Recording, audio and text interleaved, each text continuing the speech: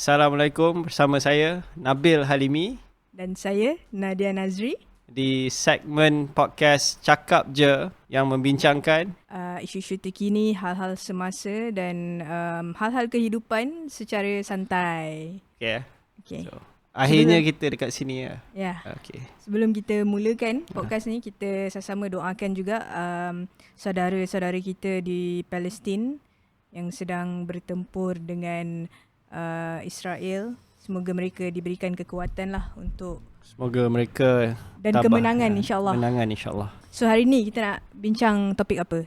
Hari ni borak-borak. Borak apa Nak borak serius ke nak borak santai? Borak santai tapi isunya soal yang trending sekarang. Trending sekarang kalau kita tengok di Twitter ni belanjawan 2024. Belanjawan baru dibentangkan penuh pertama kerajaan perpaduan. Sebelum ni 2023 akhir kan. Akhir tahun. Sebab tak betul-betul sempat kot diorang. So yang ni penuh. Yes. Kali ni yang penuh. Okay. So kita nak bincang macam mana ni hari ni. Okay. Banyak So you dah tengok dah belanjawan tu? Ada tengok dah. Okay. Tapi your first impression? Impression belanjawan ni kalau orang English kata sustainable.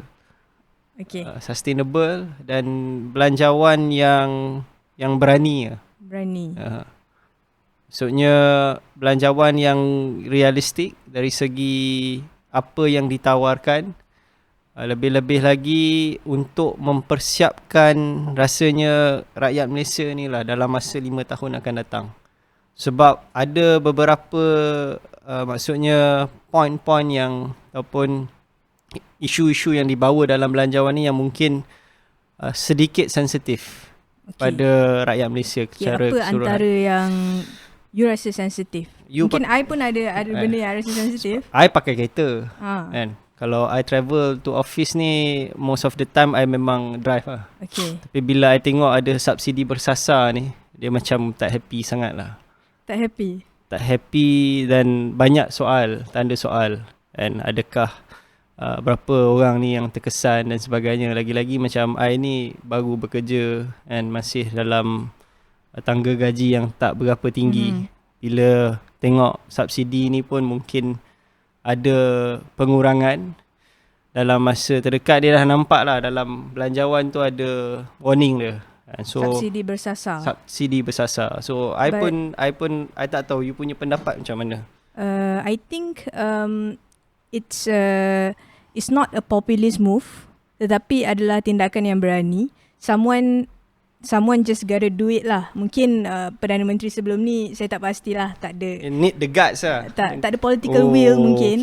Sebab benda tu adalah bukan benda yang popular tapi it's the right thing to do. So kalau kita tengok sebenarnya maybe ramai orang tak happy dengan subsidi bersasar, tapi kalau kita perhalusi lagi sebenarnya yang ramai nikmati subsidi ni sebenarnya golongan T20. Golongan T20 je? T20 sebab okay, you imagine T20 pakai okay, B40 usually pakai motor, pakai kereta yang Myvi for example. Tapi in comparison to T20, dia bukan ada satu kereta je. Dia ada 3-4 kereta. So kalau ikut dari segi situ pun, motor kalau currently I think kerajaan subsidize RM2.05. That's the price. Current market price is RM3.50. 50 sen. Maksudnya kalau tak ada subsidi boleh naik sampai RM4 lah. RM3.05 lah. Oh, itu so, minimum. Itu minimum. Setiap liter kerajaan subsidize RM1.05. Tapi kalau minyak motor full baru berapa? So kerajaan subsidi dalam less than RM10 in comparison to mereka yang bawa kereta yang lagi besar dan lagi banyak kereta lah. So for me, bila I tengok dalam belanjawan tu, dia nak sasarkan subsidi tu tapi memberi kepada dana terus kepada rakyat. Kalau kita tengok country macam Indonesia did the same thing. And they can give more to their people when kita betul-betul bagi kepada orang yang memerlukan. I tengok lah isu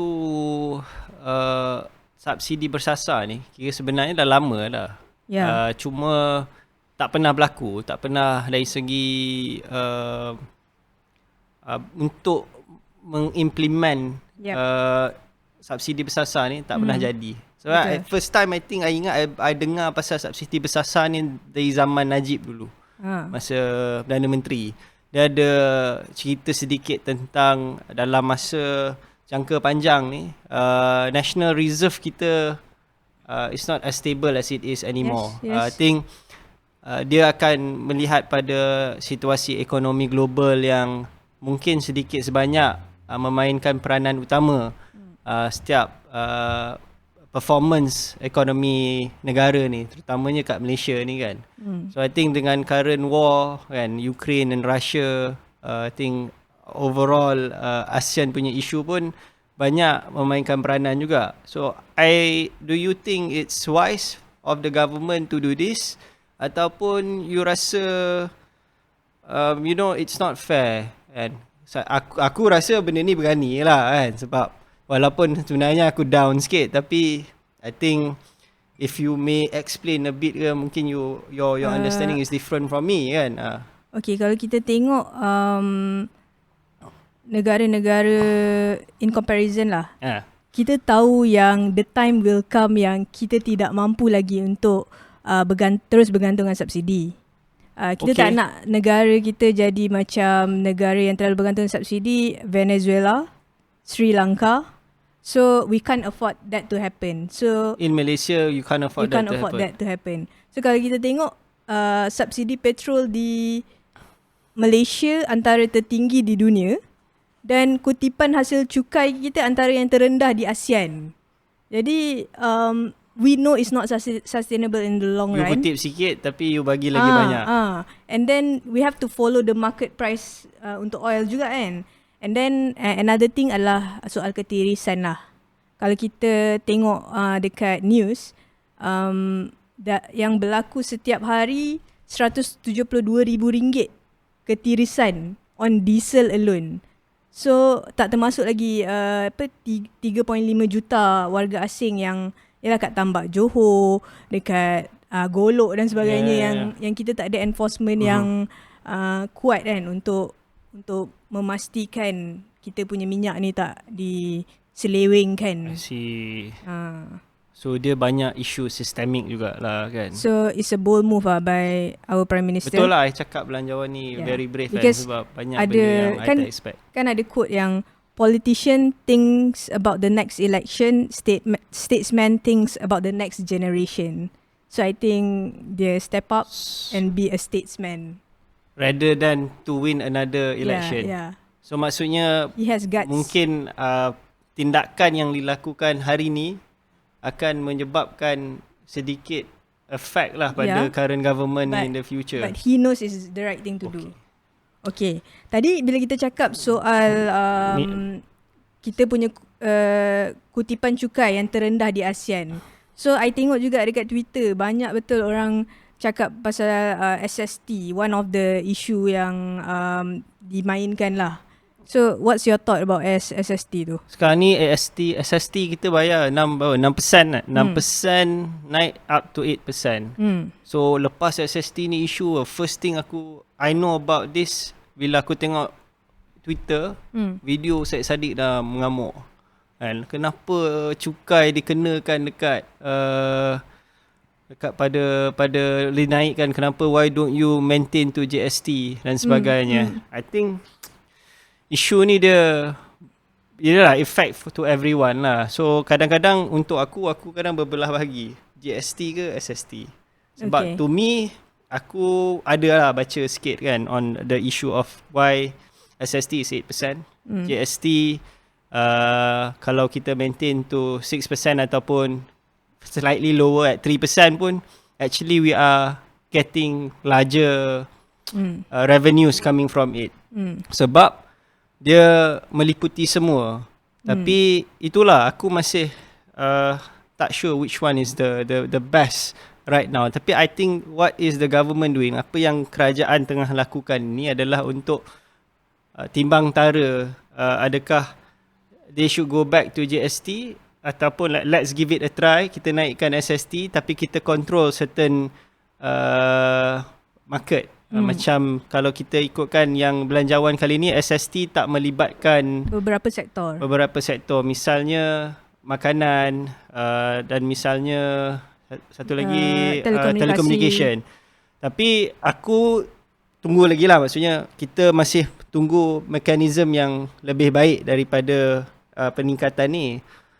So aku masih stereotype lah macam 50-50. But I think this is where enforcement kena lebih diperketatkan. Although kita cakap secara asasnya memang okey lah kan, dia tak naikkan untuk certain sektor. Itu perkara yang I feel taken out of context juga kadang-kadang kat Twitter tu kan. So enforcement tu perlu seiring dengan cukai yang dijalankan supaya kita tak nak membebankan juga peniaga, but at the same time kita tak nak ada peniaga yang mengambil kesempatan juga. Macam mana kita nak what do you think like, from your perspective kan, kita nak tahu perbincangan ni sudah aku pun faham, kau pun faham kan. So what do you think dari segi nak memahamkan rakyat ni? Macam mungkin aku boleh timbang tara kan, sebab aku cuba faham lah kan, aku ada berbincang dengan kau dan you give your views to me. Tapi mungkin pada yang mungkin everyday life SST naik 8% lah aku kan, baru sekarang ni SST 6% pun makan luar, beli barang pun dah mahal. Bila tambah ni lagi mahal. Sebab kalau kita tengok sekarang ni dia tulis pada perkhidmatan food and F&B F&B dan telecommunication not affected. Okay, tapi kalau untuk contoh you peniaga kan, ni basically goes back to Syed Saddiq punya argument lah kan. I mean ada valid arguments dekat situ, I cannot deny that. Maksudnya kalau barangan ni, maksudnya harga-harga barangan yang peniaga beli itu mungkin masih ada SST. So adakah ia akan menyebabkan kedai-kedai makan ni tekan harga dan sebagainya, dan eventually the price will hike up. I think back to what I said just now, memang dari segi konsepnya memang it needs to be done, satu. Yang kedua adalah soal enforcement. So this is where Akta Kawalan Harga dan Anti Pencatutan dia perlu diperketat lah, and enforcement tu it has to comes from KPDN HCP. So maksudnya enforcement and rationalization lah, kan? Maksudnya kalau kita enforce, kita tekan tapi tak ada rationalization, ni aku rasa very very sensitif lah untuk aku isu ni sebenarnya. Yep, betul tu. So antara benda yang you rasa boleh diperbaiki dalam belanjawan ni? I think one is mechanism lah. Mechanism SST ni ramai masih tak clear. Even myself pun aku tak clear kan. So I think your points dari segi enforcement Akta Kawalan tu akan mainkan peranan juga pada effect SST ni. And at the same time, I think one thing yang kita boleh say good is the luxury good punya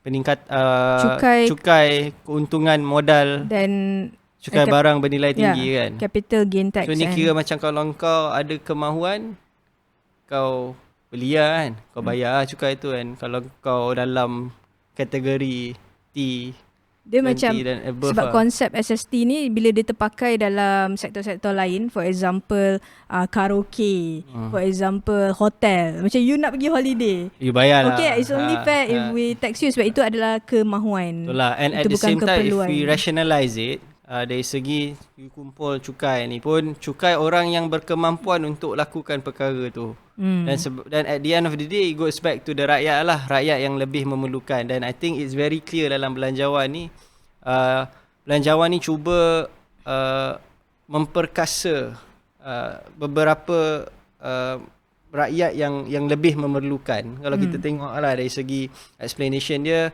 lebihan wang ni akan di straight away goes to bantuan tunai rahmah dan sebagainya kan. So I think that's another direct transfer to the rakyat. Direct transfer to the rakyat lah. So empowering them lah.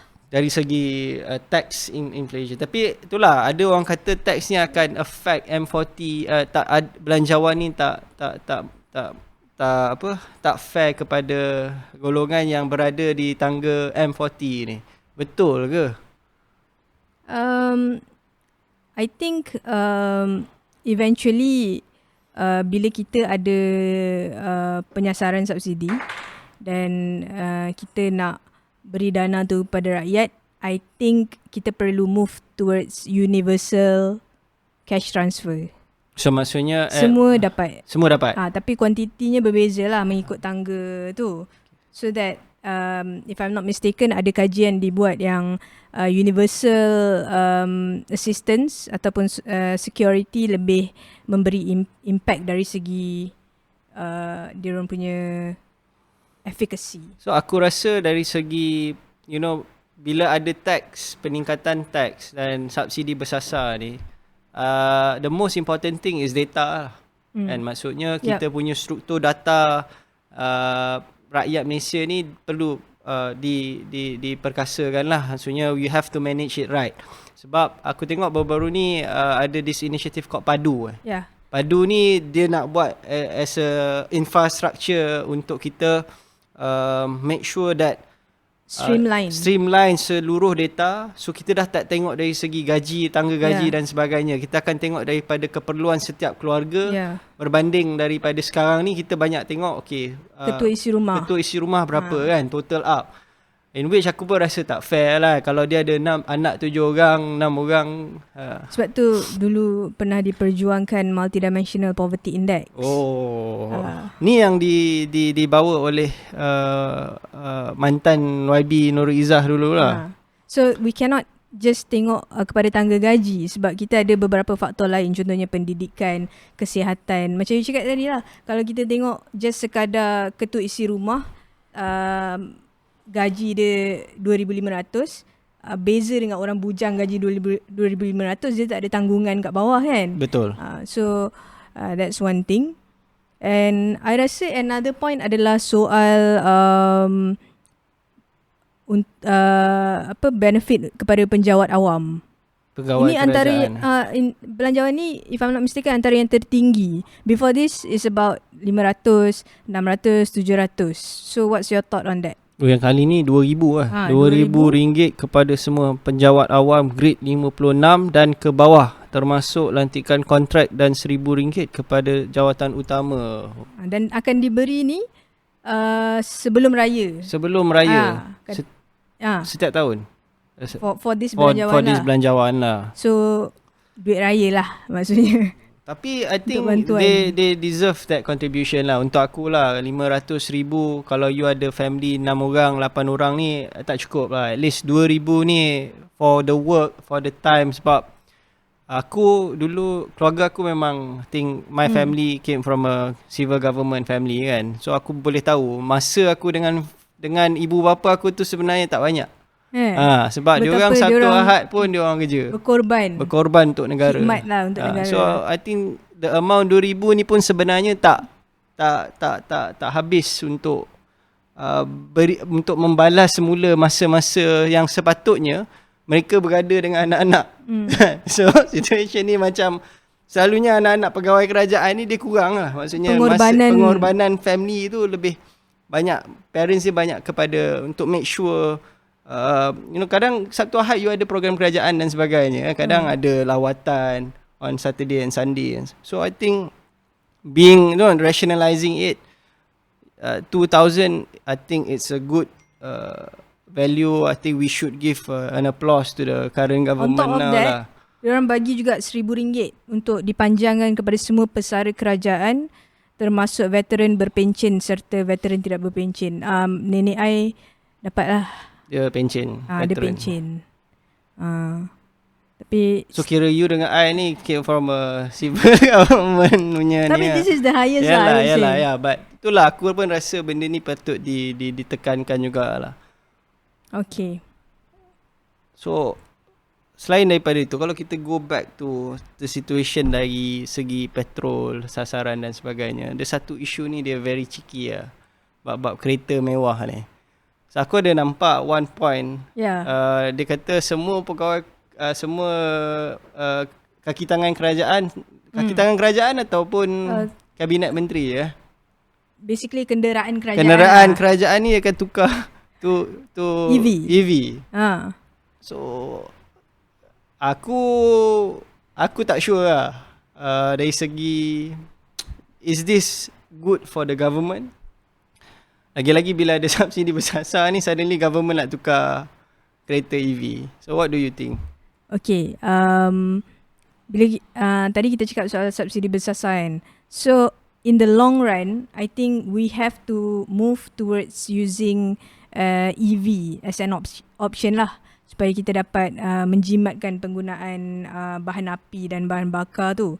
So although okay, I agree dengan kalau government nak guna, tapi I think separuh daripada amount tu patut diberi kepada untuk subsidize atau memberi insentif kepada local players, automotive players. For example, Petronas untuk diorang JV dan ada knowledge transfer dengan company-company luar untuk build our own electric vehicle. So ekosistem kita lah.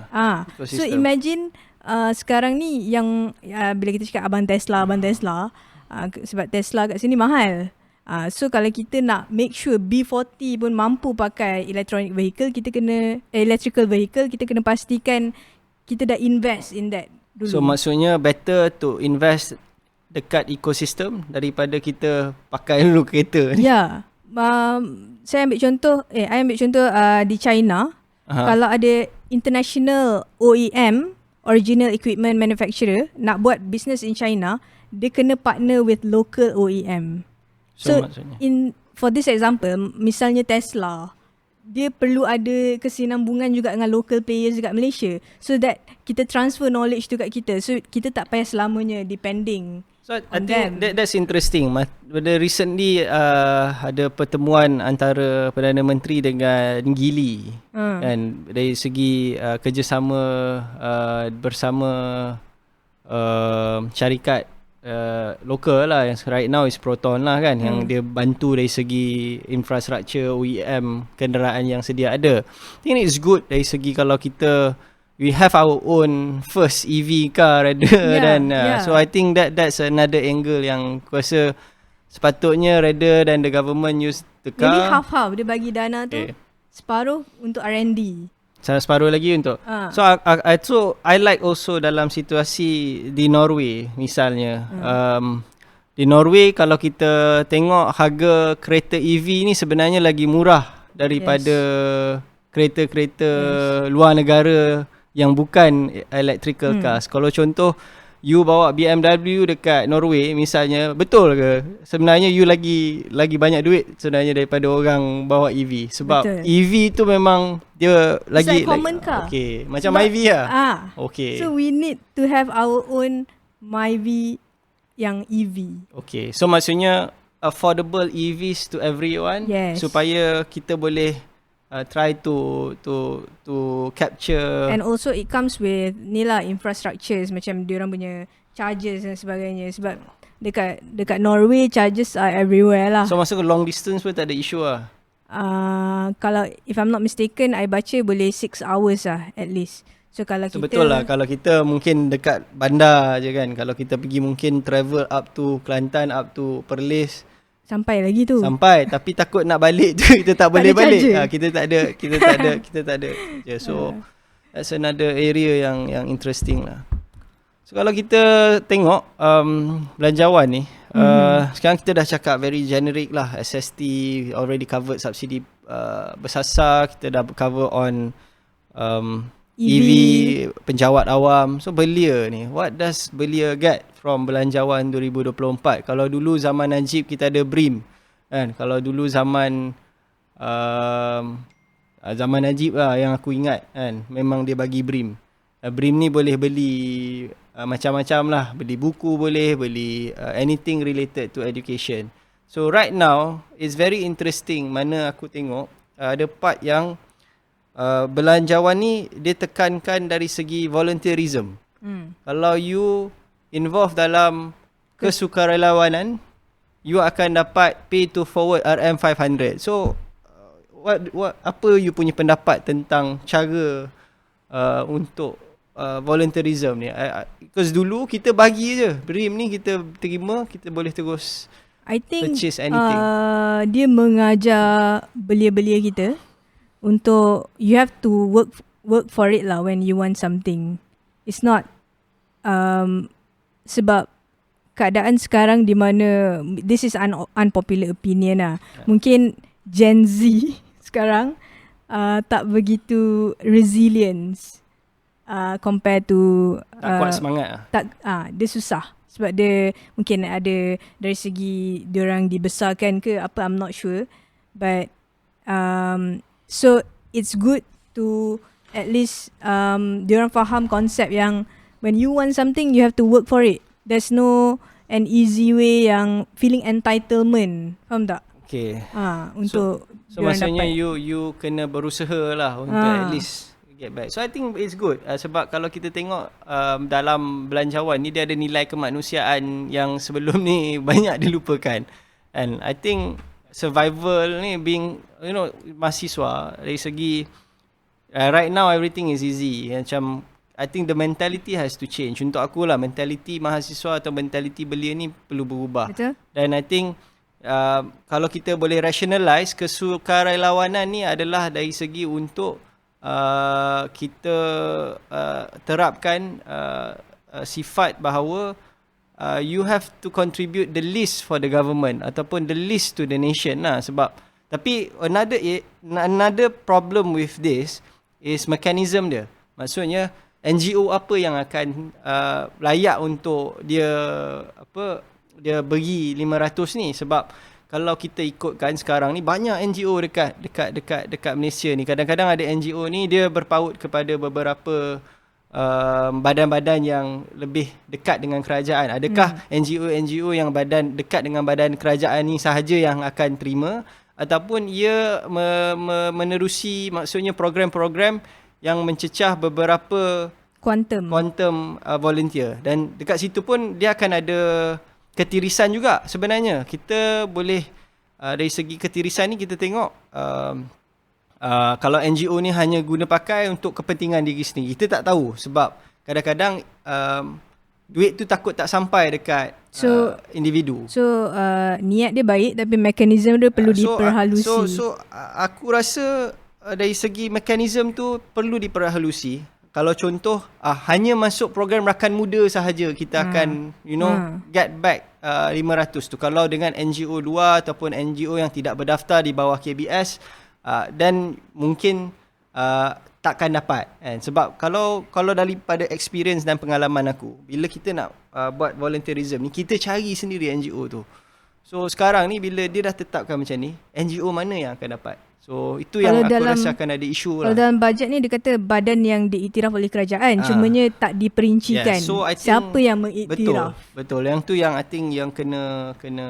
Dan I think another point untuk belia yang aku rasa very micro tapi very meaningful is yang 1,500 tu. Yeah. So I think recently kita ada tengah yang dekat UM ni dia ada zero based policy. Mana kalau I tak ingat lah, ada some issues yang pelajar ni dia tak mampu nak bayar that amount, so dia tak boleh nak masuk sebab duit masuk lambat sikit. Kadang-kadang scholarship ni dari segi transaction dia kadang ada kelewatan. So just because it's the kelewatan untuk terima duit tu, dia tak boleh nak bayar tuition fees untuk universiti dan dia tak boleh register subject. Ataupun tak boleh lah for the whole year. Sebab tu pandangan I juga, I memandang bajet ni adalah bajet untuk rakyat marhain. Maksudnya kalau kita tengok before this, jaranglah kita nak dengar Perdana Menteri sebelum-sebelum ni kan, yang very micro. Maksudnya to the level yang longkang penyelenggaraan tandas di sekolah-sekolah. So I feel like it's back to basic, di mana dia nak betulkan balik the basic necessities first, then only. And it's not just the budget about projek-projek mega, tapi kalau bila dia cakap sampai soal yuran untuk pelajar universiti, meaning the engagement sesi dia bertemu dengan mahasiswa-mahasiswa menerusi temu Anwar tu, tak bazir masa. Tak membazir masa sebab they get the feedback yang betul-betul turun di bawah dan mendengar. Tapi kalau kita tengok juga kan dari segi yalah ni kita go back to belia lah sebab both of us are belia kan. I think I should give applause juga. TVET ni every single year akan dapat dana yang banyak. And I think sebenarnya in Malaysia, from my experience lah, aku kerja as an engineer. So sekarang ni banyak belia yang minat dari segi otomotif, dari segi hands-on skill lah kan. Kadang ada certificate welder dan sebagainya, and they are making more, dia ada demand tau. Tapi kadang-kadang gaji yang dia orang terima ni sikit. So tak setimpal. Tapi when the government is really serious, yang tengok dia invest dalam TVET ni, I think Malaysia can be somewhat like German. Do you think so? Kalau betul-betul because this year round I think peruntukan 6.8 billion. 100 juta peruntukan bagi menyediakan pengajaran profesional yang diiktiraf industri kepada graduan TVET. Another thing is I setuju, cuma kita juga kena pastikan diorang ni ada tangga menaiki tangga mobility social. Macam di Singapore, diorang really track their TVET students tau. Macam okay, you graduate contohnya welder. Selepas tu eventually takkanlah you all the time you jadi welder kan. You kena macam menaiki tangga mobility social tu, maybe eventually you jadi the head or manager. Tapi aku rasa part tu ada, cuma kita ada track ke? Kita tak track. The problem is kita tak track. Dia ada langkah-langkah tu. Maksudnya kalau di CIDB, dia ada penghususan kompetensi tau. Maksudnya bila you ambil sijil, you hanya awal-awal you ambil personal binaan. Lepas tu you akan ada penghususan, maksudnya kira macam skill lah, skill certificate, you boleh jadi welder. Dan seterusnya you boleh upgrade lagi, you jadi level 2 pula. Level 2 ni selalu ni macam dah boleh manage.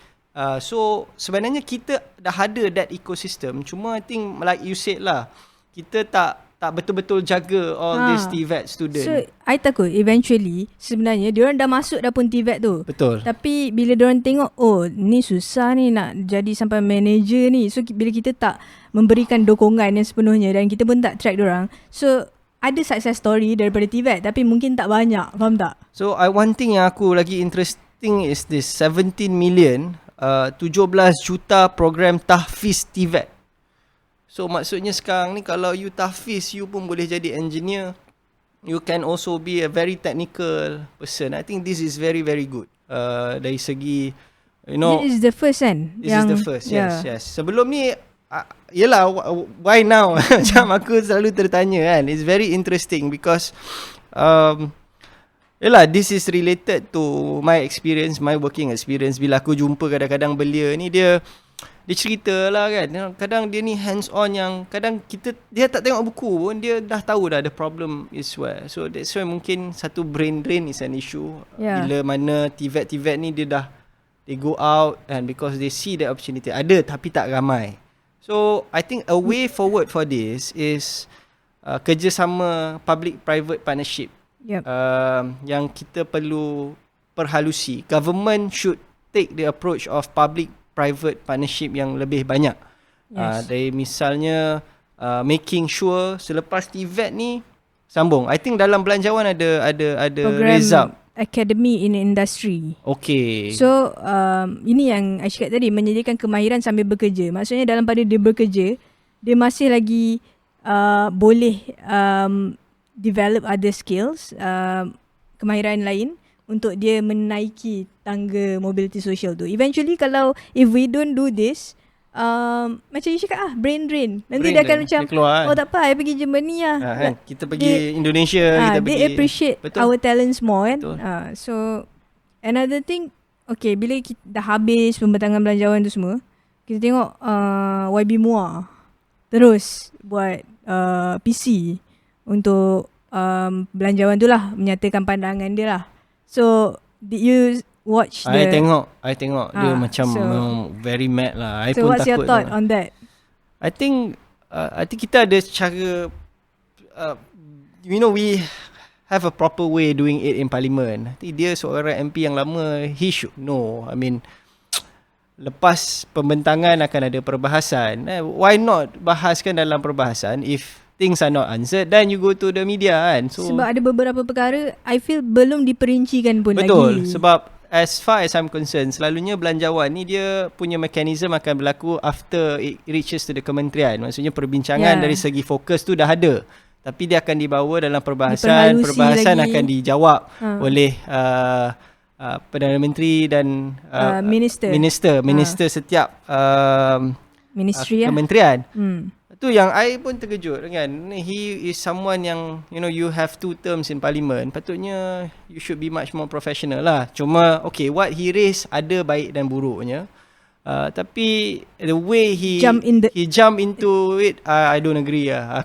I'm not trying to side anyone, tapi let's be professional on this lah. Macam hari ni kita bincang kan, ada yang I think it can be better dari segi macam tunas usahawan belia Bumi Putra ni pun is a good thing juga.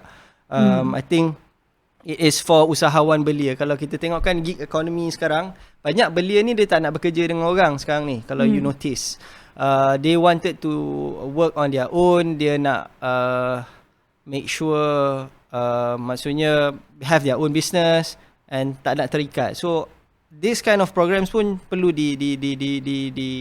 dipertimbangkan, maksudnya dilebihkan lah.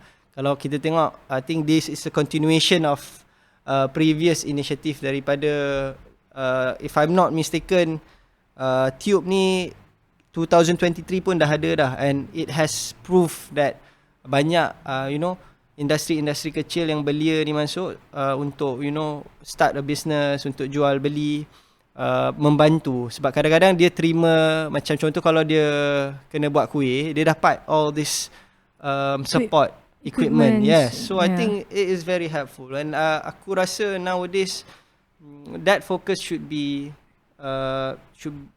there lah, usahawan dari segi TVET, and because dah lama kita ni sebenarnya dah ketinggalan kalau compare dengan negara-negara jiran kita. Yep. And another thing yang I feel seronok juga adalah bila dia encourage lifelong learning, sebab dia memberi tax exemption. Ni yang izin the belanjawan lah kan? Tax exemption untuk kursus kemajuan kendiri. For example, fotografi, menjahit dan sebagainya. So maksudnya bila kita dia nak encourage semua orang, you boleh belajar other things than what you are doing, and you be tax exempted from and at from the same that time lah. kalau you dah pension kan, kalau mungkin dah tua yang nak cari bidang baru, dia boleh belajar. I think it's very very good. So I guess banyak kalau kita nak bincang lagi dari segi belanjawan ni. But and overall lah, on my scale, I think I put this belanjawan, aku rate belanjawan out of 10 aku bagi 7 lah. 7. What about you? I bagi 8 lah. 8 lah. Slightly higher. Slightly higher. I just like the part yang belanjawan ni sebenarnya for my perspective, dia covers even the smaller group tau. Macam kalau kita tengok orang asli pun ada dia punya benefit. So belanjawan untuk rakyat marhain lah. No, dia belanjawan inclusive. Yeah. When people say the middle M40 tak dapat apa-apa, I don't think so. You should read the belanjawan, you should go into, because there's a lot of benefit yang sebenarnya semua akan rasai. Tapi I give it an applause. It's a very, maksudnya belanjawan yang berani, yang jujur, yang tak jual maksudnya langit dan bumi lah. Tapi aku tak nak confidence sangat, and so I give it some time. I hope the implementation is good. Hope that mungkin government PMX atau kerajaan perpaduan ni dapat teruskan apa yang telah dijanjikan dalam belanjawan ni. I want to see that change coming. And itulah rate aku 7 out of 10. So mungkin kalau dah dengar perbahasan next episode ni aku bagi 9, I don't know. Okay. So I want to be a bit more reserved there. So I bagi 8/10. Okay. Again, macam you cakap, it's inclusive and it's a bold belanjawan. It's a brave one. It's not easy untuk mengambil route yang unpopular. Tapi again, it's in the implementation lah. So hopefully all this budget yang dibentangkan ni, walaupun kalau kita tengok dari segi pembentangan tu nampak dan dengarnya sedap, dan inclusive, tapi hopefully the implementation pun will be ease jugalah. Maksudnya kadang-kadang all the bantuan ni kita umum, tapi rakyat kat bawah it's not accessible to them pun kalau kita pergi kampung-kampung. So hopefully perkara tu pun dapat diperbaiki jugalah for me. So I hope kita dapat tengok lah macam mana Okay, let's hope for that. So mungkin kita jumpa lagi di episod episod akan datang. Mungkin ada isu-isu lain ataupun lepas perbahasan ni kita akan ada discussion kita lagi. boleh cakap je. Kita boleh terus cakap je isu-isu yang terkini, isu-isu yang berkaitan dengan isu nasional. So don't worry. Dan pada yang mendengar, pada yang listening to us either in Spotify, ada in YouTube, TikTok dan sebagainya, boleh comment, boleh subscribe, boleh share, and boleh share, boleh follow, do whatever you guys can to support this initiative. See you guys next week. Soon. Cakap je.